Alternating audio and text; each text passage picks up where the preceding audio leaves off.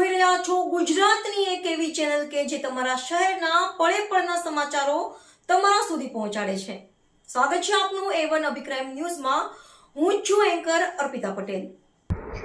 રાજકોટ જિલ્લાના ધોરાજી ભક્ત શ્રી તેજાબાપાના ક્ષેત્રથી વડીવંજન મહાદેવ મંદિર શ્રાવણ મહિનાના બીજા સોમવારે મહાઆરતીનું આયોજન, ભક્તોની ભારે ભીડ।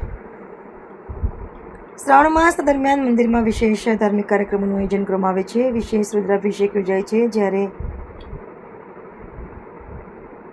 અન્ય દિવસોમાં પણ નિયમિત રીતે પૂજા અર્ચના અને આરતી કરવામાં આવે છે।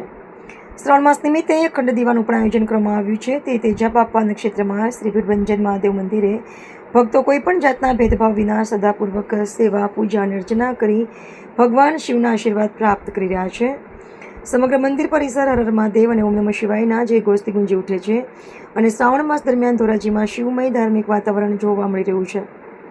ત્યારે ધોરાજીમાં આવેલા ભક્ત શ્રી તેજાબાપા નક્ષત્ર તેમજ શ્રી વડીવંજન મહાદેવ મંદિર સહિતના શિવાલયોમાં સવારથી જ મોટી સંખ્યામાં શ્રદ્ધાળુઓ દર્શન માટે ઉમટી પડ્યા હતા। શ્રાવણ મહિનાના બીજા સોમવારને લઈને મંદિરોમાં મહાઆરતી સાથે વિશેષ શણગાર અને પૂજા અર્ચનાનું આયોજન કરવામાં આવ્યું હતું। ત્યારે ધોરાજી શહેરના પટેલ રંગ મંડપની પાછળ ભક્ત શ્રી તેજાબાપા નક્ષત્રની જગ્યા તેમજ શ્રી વડીવંજન મહાદેવ સહિતના શિવાલયોમાં સવારથી જ મોટી સંખ્યામાં શ્રદ્ધાળુઓ દર્શન માટે ઉમટી પડ્યા હતા।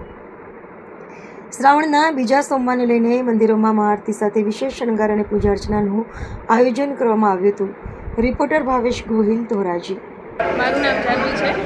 આજે અહીં પવિત્ર શ્રાવણ માસના બીજા સોમવારે ભક્ત શ્રી તેજાબાપાની જગ્યામાં મહાઆરતીનું આયોજન કરવામાં આવ્યું। આ મહાઆરતીમાં 108 દીપમાળા પ્રજ્વલિત કરવામાં, શિવ શંભુને ડમરૂ અને શંખ દ્વારા આમંત્રિત કરવામાં આવ્યા હતા। અહીંયા મોટી સંખ્યામાં ભક્તગણોએ ભાગ લીધેલો હતો, જેમાં ભક્ત શ્રી તેજાબાપાની જગ્યામાં 365 દિવસ અન્ન ક્ષેત્રનું આયોજન કરવામાં આવે છે, નેત્ર યજ્ઞ આયોજન કરવામાં આવે છે, જે ફ્રીમાં છે, જેનો કોઈ પણ ચાર્જ લેવામાં આવતો નથી।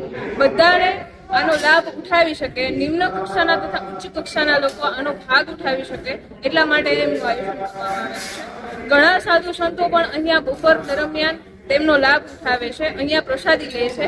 રાતના પણ પ્રસાદીનું આયોજન કરવામાં આવે છે અને દિવસ દરમિયાન પણ મોટી સંખ્યામાં ભક્તગણો આ સત્સંગનો લાભ લે છે। સવારના દાડા દરમિયાન પણ અહીંયા સત્સંગનું આયોજન કરવામાં આવે છે અને પૂનમના દિવસે પણ રાસ ગરબા યોજવામાં આવે છે। હમણાં હાલમાં આવતા સાતમ આઠમના તહેવાર પર પણ મોટું આયોજન કરવામાં આવશે, જેમાં રાતના 12 વાગ્યે શ્રી કૃષ્ણ આરતી યોજવામાં આવશે। મહાદેવ।